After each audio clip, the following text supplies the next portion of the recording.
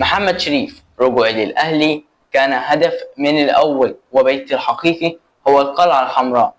أكد المهاجم محمد شريف خلال ظهوره في برنامج حارس الأهلي مع الإعلامي أحمد شوبير إنه سعيد للغاية بعودته للنادي الأهلي من جديد، مشيرا إلى أن ارتداء قميص الفريق الأحمر كان دائما أولويته الأولى. وقال شريف: أنا مبسوط إني رجعت الأهلي تاني، ودايما الأولوية كانت لي، وأنا مبسوط إني رجعت بيتي تاني. وأشار إلى أنه تلقى عدة عروض وارتبط اسمه بأكثر من نادي، لكنه انتظر فرصة العودة للأهلي. وأضاف: أنا في كلام كتير وكل يوم بروح نادي، بس أنا استنيت، أنا فري من فترة طويلة، لكني كان عندي إيمان إني هرجع الأهلي تاني.